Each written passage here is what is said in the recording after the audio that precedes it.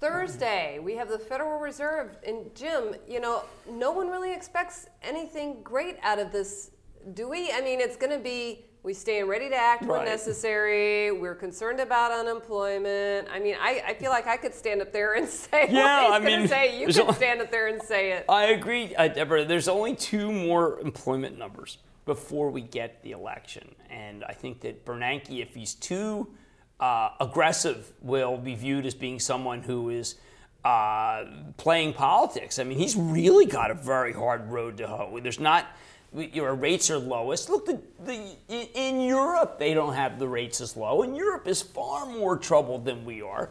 You did have a terrible employment number. I mean, it was disappointing. Although I was looking at the numbers in 2008 when you were losing like 500,000 jobs a month. We tend to forget that we're still creating jobs in this country, which is something a lot of other countries wish. I think that Bernanke can say, we can find ways to be able to make the banks have more reserves so that they'll lend more. I mean, that's the one thing that they can do because the rates are so low. It's like everybody who wants to refinance has kind of refinanced, except for people who can't get a refinance. Now, because they've made it so difficult to do that. Now, I mean, the people who can't get a mortgage are, one, the people who are self-employed, because like everybody wants to see a big paycheck from a different company. And then the second are people who can't get the appraisals.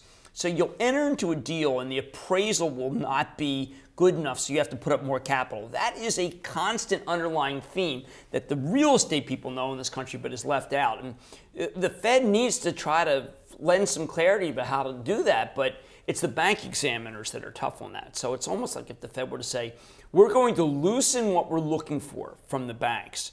That would be one way. It's not really their stock and trade. So he could kind of hammer the banks a little, and that way he's not really doing anything. Well, he can put more money in them, so they feel like they should put it to work. But, you know, we need something creative. Bond buying is not we don't need rates any lower than they are, for heaven's sake. It looks like they're giving money away until you try to get the money. And then they're not giving it away at all. And there's not much they can do for jobs, even though that's part of their mandate. But really, I mean, what are they going to do? I mean, now maybe they find some way to take rates to -0. I mean, I think that's hard to believe. But people hope that he'll say, look, I have ways to ease, and you're going to see it. Okay, so if he does some saber rattling, good for the market. If he does his usual rhetoric, that's going to be perceived as negative. Right, but this in Germany are going to put a lid on the market. I'm pretty convinced of that this week. All right. This market has fewer players. We're coming into a Monday where we're going to enter in a new stage. It's a stock picker's market. Welcome to the 5 dumbest things. Apple reported earnings.